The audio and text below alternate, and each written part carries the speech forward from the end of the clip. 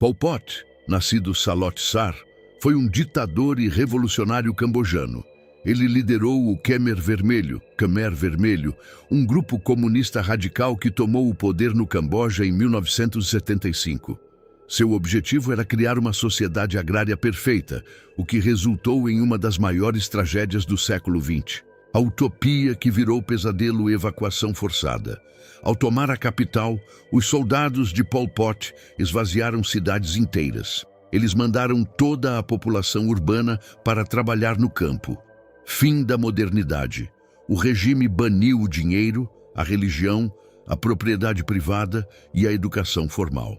Intelectuais, professores, médicos e até pessoas que usavam óculos eram vistos como inimigos e executados. Os campos da morte. Trabalho e fome. O povo trabalhava em condições desumanas na agricultura. A comida era racionada ao extremo. Execuções em massa.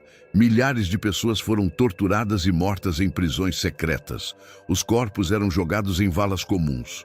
O saldo de mortes.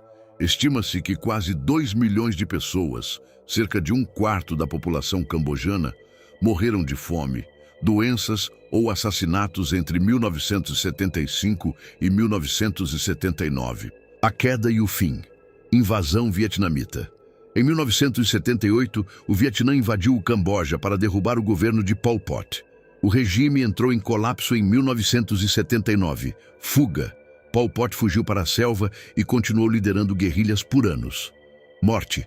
Ele morreu em 1998 de causas naturais, antes de ser julgado por seus crimes. O rei Leopoldo II, da Bélgica, governou o Estado Livre do Congo, atual República Democrática do Congo, de 1885 a 1908. Ele escondeu suas ambições sob uma máscara de filantropia, mas comandou um dos regimes mais brutais da história, escravizando e matando milhões de congoleses para extrair borracha e marfim. O Império Pessoal, Conferência de Berlim. Em 1885, potências europeias dividiram a África. Leopoldo II convenceu o mundo de que queria levar uma missão civilizatória ao Rio Congo, propriedade privada. Ele não transformou o Congo em uma colônia do governo belga. O território tornou-se sua fazenda particular, com área 76 vezes maior que a Bélgica. A busca por lucro. O objetivo real de Leopoldo II era enriquecer através da exploração predatória de recursos naturais valiosos. O reino de terror e atrocidades, trabalho forçado. Milhões de congoleses foram forçados a coletar látex e marfim para o rei. Famílias inteiras trabalhavam até a exaustão. Mutilação como punição. As tropas mercenárias de Leopoldo, conhecidas como Force Publique, cortavam as mãos ou os pés de homens, mulheres e crianças que não atingiam as metas diárias de coleta. Vítimas. Estima-se que cerca de 10 milhões de pessoas morreram devido a assassinatos, violência extrema, desnutrição e doenças. Denúncias e fim do domínio pessoal. A crueldade do regime gerou indignação internacional quando foi exposta no início do século XX por jornalistas e ativistas, como Edmund Den Morel. Sob forte pressão de outros países europeus, o parlamento belga forçou o Leopoldo II a ceder o território em 1908.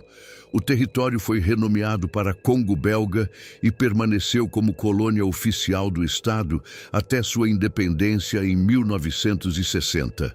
O imperador Hirohito, conhecido postumamente como Imperador Showa, governou o Japão de 1926 até sua morte em 1989. Ele esteve no poder durante a expansão militar japonesa, a Segunda Guerra Mundial e a posterior reconstrução do país. Seu reinado foi o mais longo da história japonesa. A Ascensão e a Segunda Guerra Mundial, divindade e poder. Tradicionalmente considerado divino, nos primeiros anos ele teve pouco poder político real, com decisões dominadas por líderes militares e civis. Conflitos. Sob seu reinado, o Japão invadiu a Manchúria, 1931, a China, 1937 e Pearl Harbor, 1941. Responsabilidade. Até que ponto Hirohito foi o responsável pelos crimes de guerra cometidos pelo exército imperial é um tema de constante debate histórico. A rendição e o pós-guerra, o fim da guerra.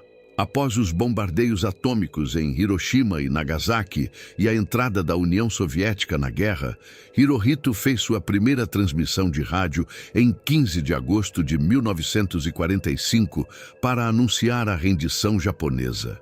Hernán Cortés, 1485-1547, foi um conquistador espanhol famoso por liderar a expedição que resultou na queda do Império Azteca. Nascido na Espanha, ele abandonou os estudos de direito para buscar fortuna nas Américas. Sua conquista do México ocorreu entre 1519 e 1521, culminando na destruição da capital azteca, Tenochtitlan. Primeiros anos e chegada ao Novo Mundo, nascido em Medellín, Cortés vinha de uma família de baixa nobreza. Em 1504, aos 19 anos, viajou para a ilha de Hispaniola, atual República Dominicana e Haiti. Mais tarde, em 1511, ajudou Diego Velázquez na conquista de Cuba. Lá, ele se estabeleceu como colono e ganhou terras. A conquista do México em 1518, o governador de Cuba, Diego Velázquez, nomeou Cortés comandante de uma expedição ao México. Velázquez tentou cancelar a viagem depois, mas Cortés ignorou a ordem e partiu mesmo assim. Ele chegou à costa mexicana em 1519 com cerca de 500 homens. Uma das lendas mais famosas é que Cortés teria mandado queimar os navios para evitar que seus soldados desertassem e voltassem para Cuba. Na verdade, a história real indica que ele os afundou ou encalhou estrategicamente para evitar fugas e usar peças dos barcos em construções. Joseph Stalin, nascido Iosif Vissarionovich Djugashvili, governou a União Soviética de 1924 a 1953. Nascido na Geórgia, ele transformou a nação rural em superpotência. Contudo, seu regime totalitário causou milhões de mortes por meio de trabalho forçado, perseguições políticas e fome.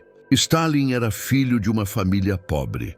Ele abandonou os estudos religiosos na juventude para se juntar aos marxistas. Stalin dedicou-se a derrubar o czar e juntou-se aos bolcheviques.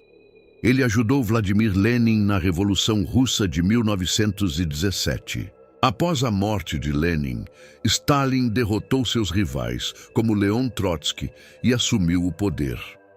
Ele forçou a rápida industrialização do país e a coletivização de fazendas. A medida causou uma fome terrível, como o Holodomor na Ucrânia. Ele governou com extrema violência e criou os gulags, campos de trabalho forçado para presos políticos. Durante o Grande Expurgo, em 1937, ele mandou prender e executar milhares de pessoas, inclusive seus próprios aliados. Na Segunda Guerra Mundial, Stalin liderou a União Soviética contra a Alemanha nazista. O Exército Vermelho teve papel crucial na derrota de Hitler. Após a guerra, o mundo descobriu seus crimes após sua morte, em 1953.